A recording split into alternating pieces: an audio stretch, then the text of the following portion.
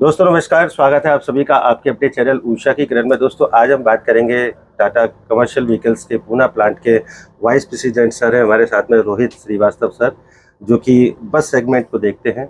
और इनसे हम जानेंगे कि हमारे आने वाली जो BS6 फेज 2 की जो गाड़ियाँ हैं, इनके अंदर बसों को लेकर के क्या क्या एडवांस टेक्नोलॉजी से मतलब फीचर्स को इन्हेंस किया है। तो सर आपका स्वागत है सर हमारे चैनल के ऊपर।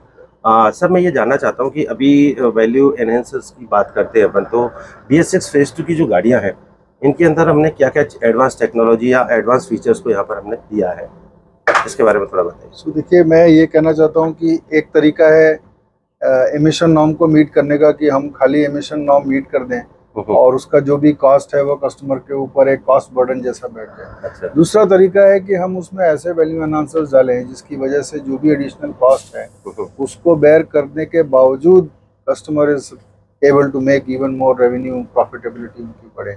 तो हमने, अगर आप एक बस को देखें तो कुछ 6 मोटे मोटे पिलर्स होते हैं। उसमें से जो इम्पॉर्टेंट है, सेफ्टी तो है ही है अंडरलाइन, NVH अगर अच्छा हो बस में, या आपका TCO अच्छा हो बस में, परफॉर्मेंस हो, राइड कंफर्ट हो, ये सब अच्छी चीज़ें अगर हम ऐड करें तो हमने इस बस में करीब करीब 80 से 85 वैल्यू एनहांसर्स ऐड किए हैं जो छोटे से लेके बड़े तक में हैं, but they all add up customer की ability to get more passenger, to do more business and to do it at a very cost effective price for him is what we have done in this vehicle. आपको कुछ मैं example दूं मोटे मोटे, तो हमने इसमें एक torque based gear shift advisor लगाया है। इसमें क्या होता है, पहले RPM को जज करते थे लोग या आवाज़ से जज करके गियर बदलते हैं, तो कई बार गाड़ी सब ऑप्टिमल चलती है।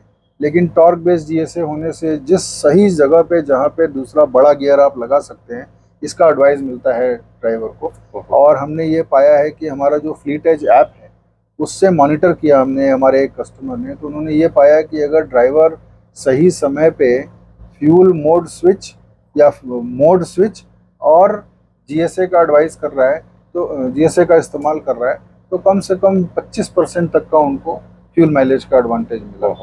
तो ये एक फीचर है। NVH को लेकर के हमने बहुत सारे काम किए इस गाड़ी में। NVH माने इनकी जो नॉइज या जो वाइब्रेशन, तो इसमें इंसुलेशन इस तरह से लगाए हमने कि not only heat but also the noise doesn't come in. Vibrations and harshness have been reduced by about 30%। जो भी उनकी पहले वैल्यू थी उससे करीब 30% का रिडक्शन हमने वाइब्रेशन हार्शनेस में किया। तो बस में एक चीज़ होती है BSR माने गाड़ी थोड़े दिन चलने के बाद ये खड़खड़ की आवाज़ होने लगती है। इट्स कॉल्ड बज, स्क्वीक एंड रैटल। इसका स्ट्रक्चर को हमने ऐसा ऑप्टिमाइज किया है, आफ्टर BS4 टू BS6 में एक बार किया था, फिर उसको रिफाइन किया। एक हमने इसमें ना जो हब बेयरिंग होता है, जैसे फॉर एग्जांपल TCO की मैंने बात की थी, तो उसमें हमने एक यूनिटाइज्ड बेयरिंग डाल दी। यूनिटाइज्ड बेयरिंग इज नथिंग बट वो प्री फिटेड बेयरिंग होता है जिसको आपने सिर्फ रिप्लेस करना है। पहले हब के लिए गाड़ी को वर्कशॉप में जाना, एक 1.5-2 दिन खड़े रहना, और उसके बाद परफॉर्मेंस भी सब ऑप्टिमल मिलती थी। So now THU bearing has been introduced. For example, for the passenger, the buses now have a two stage spring. माने कैसा भी लोड कंडीशन हो, कभी खाली भी चलती है, कभी कम पैसेंजर भी हैं, कभी ज़्यादा भी हैं, बट जो राइड क्वालिटी, राइड कंफर्ट मिलेगा वो एक यूनिफॉर्म राइड कंफर्ट मिलेगा। इसमें एक फीचर दिया हमने जिसको हम बोलते हैं हिल स्टार्ट असिस्ट।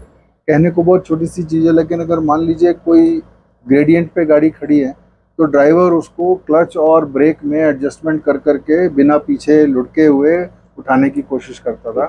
अब इसको आप सेफ्टी मान लें, TCO मान लें, ड्राइवर कंफर्ट मान लें, बट ये ऐसा फीचर है जिसमें वो ड्राइवर को असिस्ट करता है कि गाड़ी बिल्कुल भी रोल नहीं होगी पीछे, और वो 3-4 सेकंड का टाइम देगा कि ड्राइवर उसको आगे गाड़ी को उठा लेगा। तो this kind of features have been added in the buses. इस तरह के फीचर्स तो सर हमें पैसेंजर कार वगैरह में देखने के लिए मिलते हैं, वो सारे अभी कमर्शियल व्हीकल्स में एक्चुअली हमारा नज़रिया यही है। हमारा ये मानना है कि बस में जब पैसेंजर बैठता है तो वो अपनी कार जैसी कंफर्ट को दिमाग में रख के ही बैठता है, तो इसलिए हम इसको उसी नज़रिए से डिज़ाइन करते हैं, उसी नज़रिए से रिफाइन करने की कोशिश करते हैं। क्योंकि सर ज़्यादातर समय तो ड्राइवर के साथ में ही गाड़ी का रहना है, तो ड्राइवर को भी एक फील होना चाहिए कि भाई हमारा कुछ नया अभी जो है अपग्रेडेशन यहाँ पे हुआ है। अभी हमने स्टीयरिंग भी देखे हैं गाड़ियों के अंदर, तो उनका जो स्टीयरिंग का लुक है वो भी वैसा कर दिया जैसे कि कारों के अंदर स्टीयरिंग आते हैं सारे, मतलब मल्टीमीडिया के कंट्रोल्स भी दे दिए हमने वहाँ पे।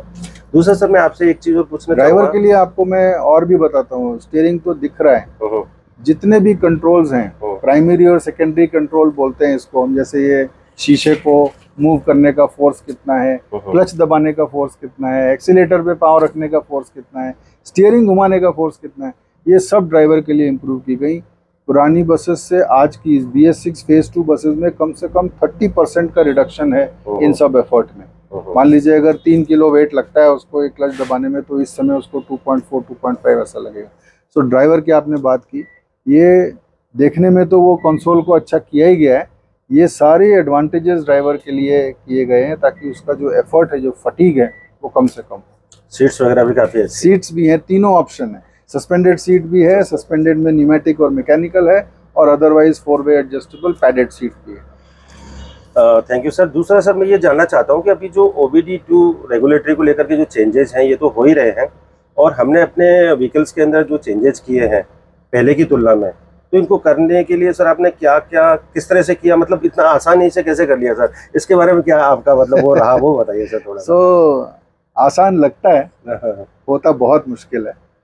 तो हमारे जो इंजीनियरिंग और डिज़ाइन के कलीग्स हैं, इनको इसका श्रेय जाता है, जिन्होंने बहुत प्रोडक्ट प्लानिंग से शुरू करते हैं हम, तो कस्टमर की जो रिक्वायरमेंट्स होती हैं उसको कैप्चर करते रहते हैं कंटिन्यूअसली। हमारे जो फील्ड में ऑफिसर्स होते हैं, हमारे कुछ बहुत ही पुराने और बहुत ही इम्पोर्टेंट कस्टमर्स हैं, वो हैं, उनसे फीडबैक लेते रहते हैं, वो लेकर के हम एक जगह कंपाइल करके रखते हैं, और जैसे जैसे हमको इस तरह के मौके मिलते जाते हैं, और वैसे भी कंटिन्यूअस इम्प्रूवमेंट चलता रहता है, तो हमारे इंजीनियरिंग और डिज़ाइन और स्टाइलिंग के लोग इस पे, आज जैसा आपने कहा, देखने में आसान लगता है बट पीछे बहुत मेहनत जाती है, बहुत लंबी टीम और बहुत बड़ी टीम होती है, बहुत लगन और मेहनत से काम करती है, तब जाके ये चीज़ें सामने आ पाती हैं कस्टमर के एडवांटेज के लिए। अच्छा सर, बसेज के अंदर अगर हम बात करें मेनली, तो बसेज के अंदर जैसे कि स्टाफ बसेज में भी यूज होती हैं, बसेज अपनी स्कूल बसेज में भी यूज होती हैं, तो यहाँ पे भी हमने काफ़ी सारे फीचर्स सेफ्टी को लेकर के एनहेंस किए हैं।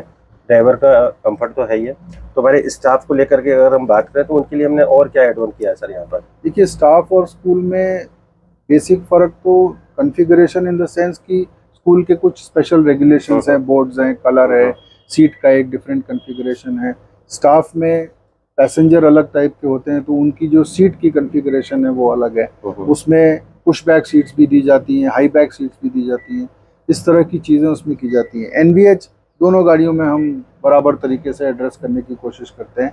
स्टाफ बसेस में कई बार AC बसेस की डिमांड आती है, तो क्लाइमेट कंट्रोल बसेस में एक फीचर होता है, EBHS बोलते हैं, इक्विवेलेंट बॉडी होल साइज।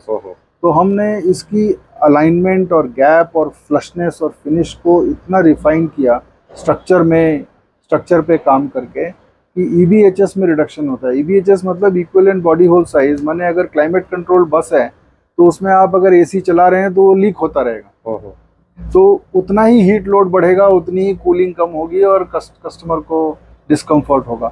लेकिन अगर EBHS को हमने बहुत स्ट्रांगली कंट्रोल किया तो क्लाइमेट कंट्रोल अच्छा होगा। नॉट ओनली दैट, जो बाहर की आवाज़ अंदर आती है, NVH में भी बेनिफिट मिलेगा। इस तरह की चीज़ें स्टाफ बसेस में की गई।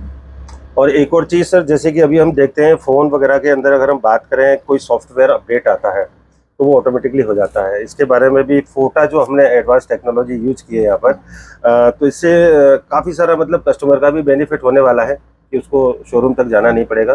तो इसके बारे में सर आपने क्या थॉट था और क्या मतलब इसमें थोड़ा सा प्रकाश डालिए सर। तो देखिए, थॉट तो सिंपल है कि कस्टमर को कन्वीनियंस जितना हम देंगे उतना वो हमसे जुड़ के रहेगा। आजकल की बसें जैसे जैसे ये BS3 हुआ, फिर 4 हुआ, फिर 6 हुआ, 6 फेज 2 हो रहा है, और भी सेफ्टी के नॉर्म्स बढ़ रहे हैं, तो हर एग्रीगेट में कहीं ना कहीं एक कंप्यूटराइजेशन है, एक ECU है। उन सारे ECUs को कंबाइन करके एक व्हीकल का कंट्रोल यूनिट है, तो इनमें सॉफ्टवेयर्स हैं। अब इन सॉफ्टवेयर्स में कभी कभी मॉडिफिकेशन भी होंगे। हम ये नहीं चाहते कि कस्टमर हमारा वर्कशॉप, कभी कोई प्रॉब्लम हुई मान लीजिए, हम ये नहीं चाहते कि कस्टमर हमारा वर्कशॉप में आए और उसका गाड़ी का कोई डाउन टाइम हो एक्सेट्रा। सो ये फोटा is firmware over the air. जैसे आपके मोबाइल फ़ोन में, आपने सही कहा, जैसे आपके मोबाइल फ़ोन में होता है कि एक अपडेट आया, वो आपको इंडिकेशन देगा, एक सही समय पे आप उसको कर लेंगे। आपने देखा होगा मोबाइल में अगर आप अपडेट करने जाएं तो कभी कभी वो बोलता है कि भाई वाईफाई कनेक्शन होना चाहिए, कभी बोलता है कि चार्ज पे लगा लीजिए। तो ये वार्निंग्स हैं एनवायरनमेंट को ठीक करने का। वैसा ही इनमें भी है कि आप, ऐसा नहीं है कि चलती गाड़ी में आपने फोटा करना शुरू कर दिया, वो बोलेगा साइड में लगा लीजिए, स्टैंडिंग नहीं कर लीजिए।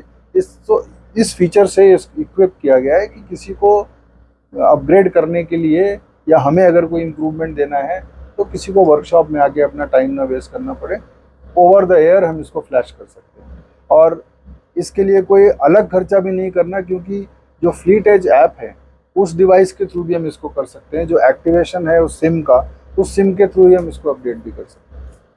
Thank you so much sir, आपने काफ़ी सारी बातें बता दी हैं। अब मैं एक और मुद्दे की बात पूछना चाहूँगा आपसे कि ऑब्वियसली सर अभी जो गाड़ियाँ हैं BS6 फेज़ 2 टेक्नोलॉजी के साथ में हमें मिलने वाली हैं, तो स्वाभाविक रूप से इनकी जो कीमत है वो पहले की तुलना में थोड़ा सा बढ़ जाएगी।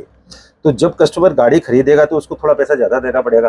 तो आप इसके बारे में सर हमें थोड़ा ये बताइएगा कि फ्यूल एफिशिएंसी के हिसाब से देखा जाए या उसकी रिकवरी हो पाएगी कितने कम समय के अंदर, क्योंकि उसको अभी बहुत सारा कंफर्ट और फीचर्स मिल रहा है देखने के लिए। अब गाड़ी का सर्विस स्टेशन जाना नहीं पड़ेगा, जैसे कि अपन फोटा की बात कर रहे थे। तो कस्टमर के लिहाज से उसको कितने समय के अंदर एक्स्ट्रा जो मनी वो इन्वेस्ट करेगा उसकी रिकवरी हो जाएगी इजीली, और वो खुशी खुशी मतलब इन्वेस्ट करना भी चाहेगा कि चलो कोई बात नहीं है, वो थोड़ा सा बताइए सर।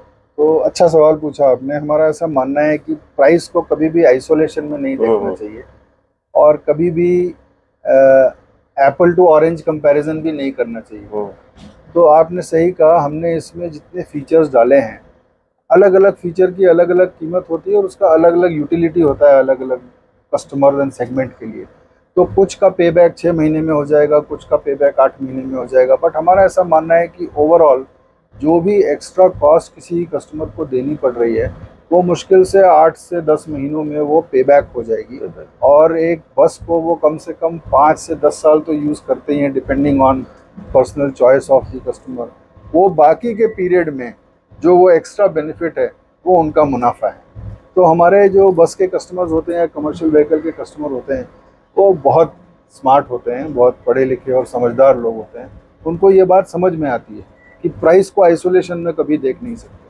प्राइस एक एक्विजिशन है, लेकिन उसके बाद अगर वैल्यू इतनी है उस गाड़ी में कि 6-8 महीने में वो अपने प्राइस को पे कर देगी, उसके बाद का सारा मुनाफा मेरा होने वाला है, तो वो प्राइस इंक्रीज की जैसे नहीं देखते। Thank you so much sir, आपने बहुत सारी जानकारी हमारे व्यूवर्स तक पहुंचाई है। तो दोस्तों मैं उम्मीद करता हूं रोहित श्रीवास्तव सर, इन्होंने काफ़ी मतलब सरल शब्दों के अंदर आप तक तमाम सारी चीज़ें, आपकी किसी ऐसे सवाल का जवाब भी दे दिया होगा जो शायद आपने सोचा होगा और मैंने आपके थ्रू पूछ लिया sir. Thank you so much sir. Thank you.